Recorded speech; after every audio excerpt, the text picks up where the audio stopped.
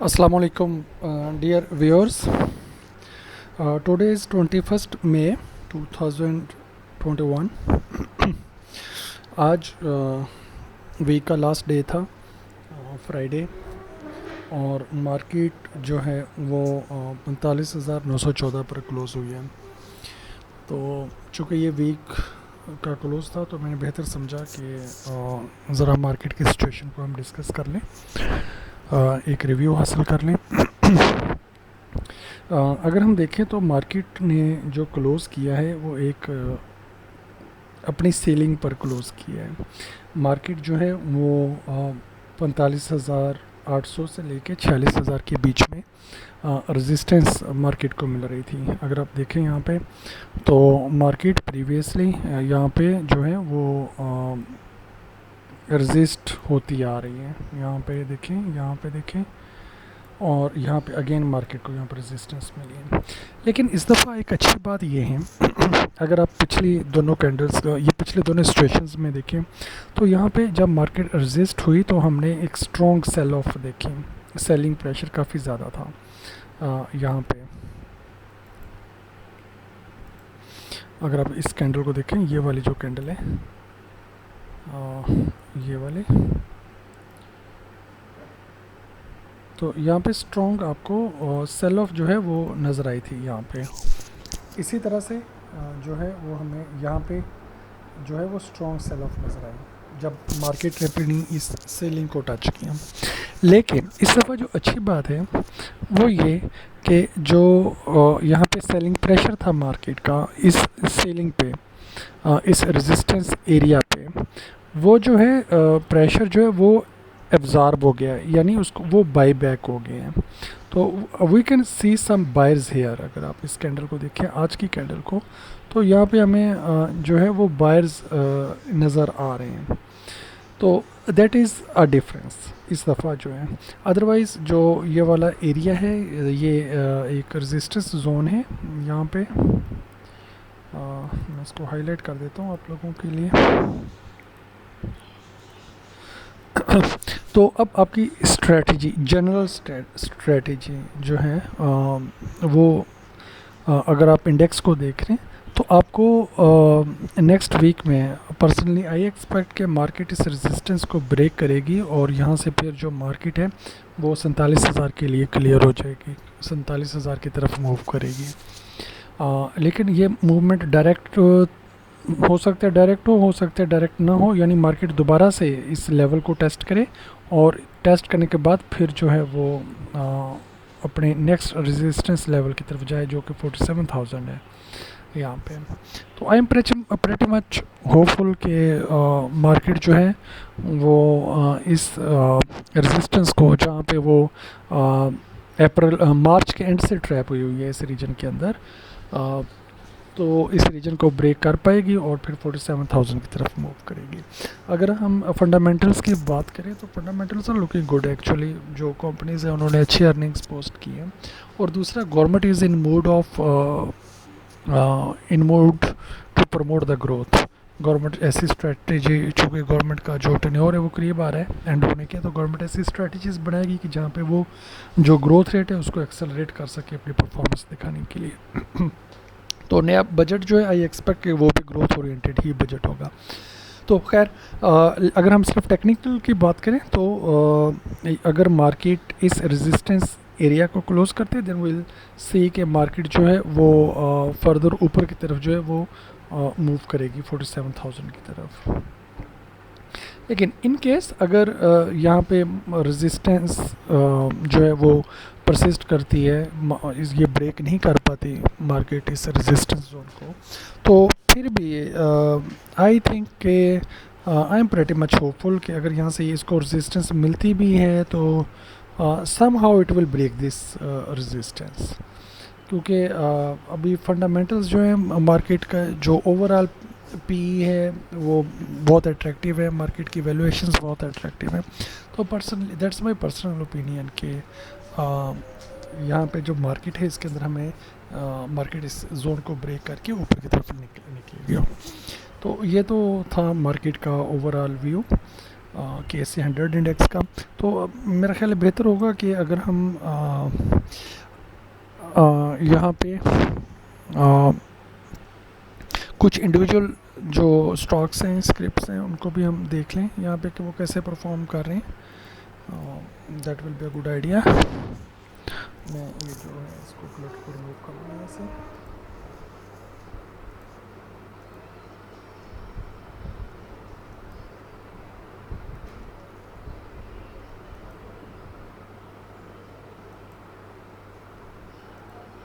फिर हम आगे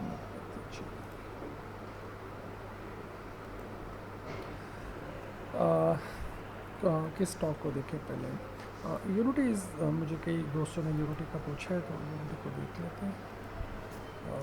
यूनिटी फूड्स,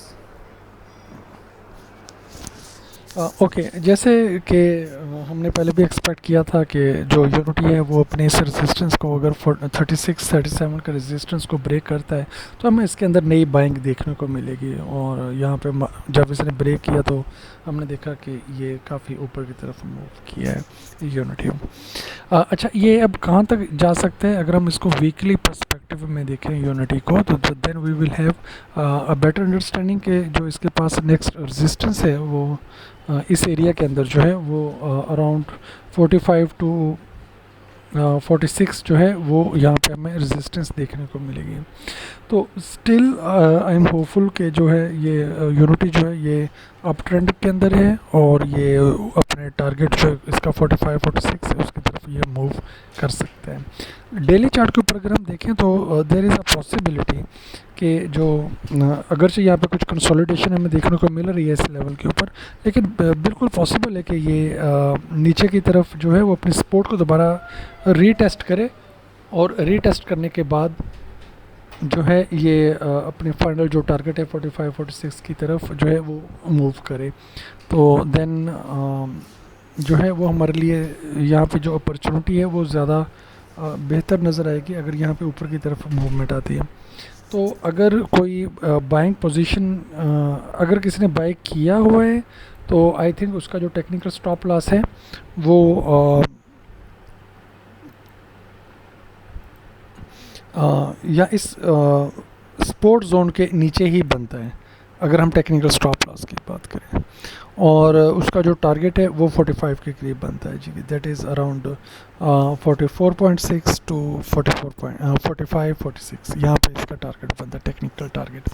लेकिन अगर किसी ने फ्रेश बाइंग नहीं की हुई तो मैं रिकमेंड नहीं करूँगा कि आप इस लेवल के ऊपर जो है वो अब इसको बाई करें। I think you are late. अगर आपने अभी तक बाई नहीं किया हुआ था तो अब आपको नहीं बाइंग करनी चाहिए। उसकी वजह ये है कि यहाँ से अगर हम इसका रिस्क रिवार्ड देखें, अगर आप यहाँ पे बाई करते हैं अराउंड 41, तो यहाँ पे आपका जो टेक्निकल स्टॉप लॉस है again that is very very far, that is around 35-36, 35.5, 35.8, यहाँ पे जाके आपका टेक्निकल स्टॉप लॉस बनता है जो कि अब काफ़ी दूर है।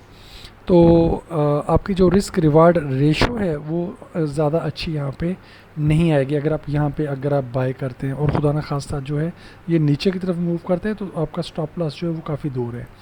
तो इसलिए अगर यहाँ पे हमें रिट्रेसमेंट देखने को मिलती है या यूनिटी अपने सपोर्ट लेवल की तरफ आते हैं तो अगेन आप यहाँ पे 37, 36, 37 के आसपास इसको बाई कर सकते हैं।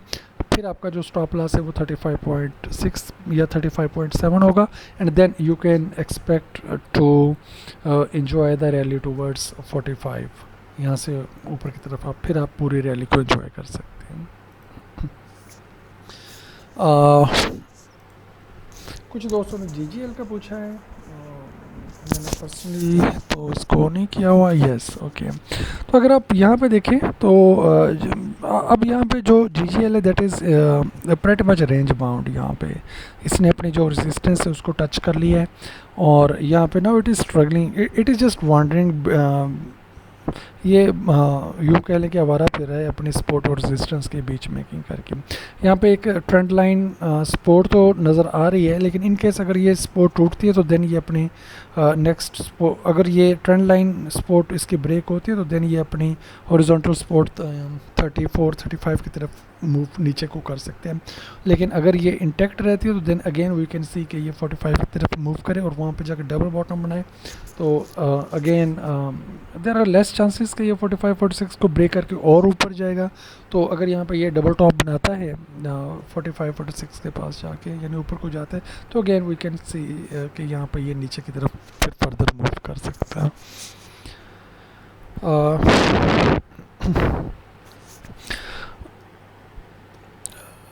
लकी सीमेंट को देखते हैं।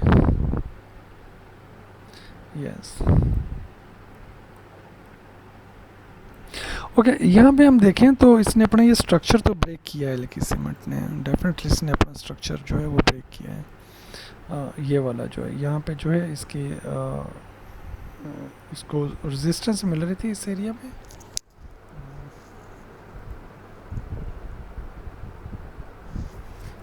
It had a strong resistance in this area यहाँ पे।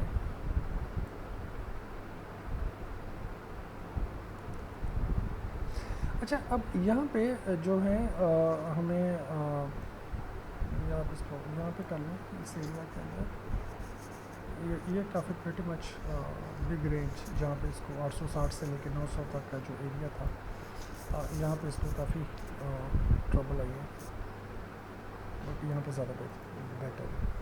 अच्छा, अब यहाँ पे मुझे यूँ लगता है कि जो लकी सीमेंट है it is going to retest its support and then it will go further up. उसकी वजह यह है कि there are very few good stocks actually कि जिसमें काफ़ी इंटरेस्ट नज़र आता है इन्वेस्टर्स का। तो लकी जो है LUC के लक ये ऐसा ही एक स्टॉक है जिसमें इन्वेस्टर्स का काफ़ी ट्रस्ट होता है। तो अगर मार्केट ओवरऑल ऊपर की तरफ मूव करते हैं तो डेफिनेटली हमें लकी के अंदर क्योंकि लकी के बिजनेसेस काफ़ी डाइवर्सिफाइड हैं, तो हमें इसके अंदर फर्दर जो है वो बाइंग देखने को मिल सकती है। तो जैसे MSI जो है उसने अपना जो KSE100 इंडेक्स का पोर्शन है एलोकेशन वो थोड़ी सी इंक्रीज़ की है, तो हमें इसके अंदर लकी के अंदर कुछ इंटरनेशनल बैंक भी देखने को मिल सकती है। तो ओवरऑल मेरा ख्याल है कि जब तक ये अपनी इस सपोर्ट के ऊपर है 860 से ऊपर है, it is pretty much safe and one should hold it.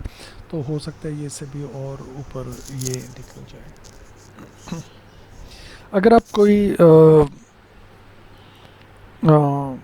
किसी शेयर का एनालिसिस चाहते हैं, आप चाहते हैं कि मैं उसको डिस्कस करूं, तो आप मुझे कमेंट्स में बताइएगा, तो इंशाल्लाह मैं अपने नेक्स्ट वीडियो के अंदर उस शेयर को ज़रूर डिस्कस करूंगा। आपने नोट किया होगा कि मैं बहुत ज़्यादा इंडिकेटर्स को यूज़ नहीं करता हूं, क्योंकि indicators are always lagging. Indicators हमें प्रीवियस इन्फॉर्मेशन देते हैं, यानी जो पहले हो चुका है, प्राइस कर चुकी है उसके मुताबिक होती है। अब यहाँ से अगर प्राइस ऊपर को चले जाएगी तो जो कोई इंडिकेटर होगा वो भी ऊपर की तरफ मूव करेगा और बाद में करेगा, और अगर प्राइस नीचे जाएगी तो फिर इंडिकेटर बाद में नीचे की तरफ मूव करेगा। तो इंडिकेटर्स पे बहुत ज़्यादा ट्रस्ट नहीं किया जा सकता। हाँ, जो चार्ट है उसको ज़रूर देखना चाहिए। चार्ट के ऊपर जो कुछ भी हो रहा है that is visible on chart. PPL को अगर हम देखें, yes PPL is looking actually good. मुझे यहाँ पे PPL जो है वो कुछ बेहतर लग रहा है। क्यों? क्योंकि यहाँ पे इट लुक्स लाइक कि यहाँ पे ये ट्रेंड चेंज करने के मूड में नज़र आ रहा है मुझे। अगर आप देखें तो ये वाला जो रीजन था, यहाँ से जो लकी है it is getting a bounce in this region, यहाँ से सपोर्ट से ये बाउंस ले रहा है। तो इफ़ समवन इज़ होल्डिंग तो मेरा ख्याल है कि PPL को होल्ड करना चाहिए अनलेस इट ब्रेक्स 80 से। अगर वो नीचे जाता है तो देन आपका स्टॉप लॉस आप 80 से नीचे रखें, तो otherwise you can hold. And I am hopeful कि ये जो अपनी नेक्स्ट रेजिस्टेंस है 87-88 की तरफ जो है ये बहुत जल्दी मूव कर जाएगा। तो आपका यहाँ पे जो टारगेट है, you can have a target of 88 and then you can have a further target of 88 target, and then you can have another target जो है वो आपका सेकंड टारगेट जो 92 का आप रख सकते हैं यहाँ पे। तो ये 2 लेवल्स आपके लिए काफ़ी सेफ़ होंगे प्ले करने के लिए। तो अगर कोई आप शेयर चाहते हैं डिस्कस करना, मुझे कमेंट्स में बताइएगा, तो I will be happy to discuss those shares. और एक और रिक्वेस्ट है आप सब लोगों से कि आजकल मैं देखता रहता हूँ कि यूट्यूब के ऊपर भी बहुत सारी वीडियोस हैं, देयर आर मैनी मेंटर्स, बहुत से व्हाट्सएप ग्रुप बने हुए हैं, फेसबुक ग्रुप्स बने हुए हैं और टेलीग्राम ग्रुप्स बने हुए हैं, जहाँ पे लोग जो हैं वो अपने बाय सेल कॉल्स दे रहे होते हैं। तो मेरी रिक्वेस्ट ये है कि आप थोड़ा सा खुद सीखें, जो अर्निंग है वो इतनी आसान नहीं होती। आप आंखें बंद करके कैसे चल सकते हैं, आंखें बंद करके किसी के कहने पे कैसे ख़रीद सकते हैं या सेल कर सकते हैं। तो बेहतर है खुद चार्ट देखें और ट्रेंड के साथ फ्लो करें। जिधर को मार्केट का मोमेंटम है, मार्केट जित अगर आप ट्रेंड के अंदर है तो कोशिश करें आप जो है वो बाय एंट्रीज लें, फिर शॉर्ट सेल ना करें अगर मार्केट ऊपर की तरफ जा रही है या ट्रेंड आपको पॉजिटिव नज़र आ रहा है तो। और दूसरी बात कि be watchful of support and resistance. बहुत से जो लोग हैं वो रेजिस्टेंस पे ख़रीद लेते हैं and then they become long term investors. फिर वो कहते हैं कि हम तो लॉन्ग टर्म इन्वेस्टर्स हैं, वो बैठे रहते हैं। तो ऐसा ना किया करें। जो बाइंग है आपकी हमेशा वो किसी सपोर्ट लेवल के पास होनी चाहिए और आपका जो स्टॉप लॉस है वो सपोर्ट लेवल से नीचे होना चाहिए। तो इस तरह से अगर आप काम करेंगे तो आई होप कि इंशाल्लाह you will be successful trading के अंदर, चाहे आप वो KSE 100 में ट्रेडिंग कर रहे हैं, पाकिस्तान इंडेक्स में कर रहे हैं या किसी फॉरेन एक्सचेंज में कर रहे हैं। तो जो बेसिक रूल्स हैं वो सबके लिए वही सेम होते हैं। अगर आपको ये वीडियो पसंद आई हो तो लाइक इट, ताकि मुझे पता चले कि आपको ये अच्छी लगी है, एंड शेयर इट ताकि बाकी लोगों तक भी ये जो मैसेज है ये पहुंच सके। अपना बहुत ख्याल रखिएगा ji. Thank you very much.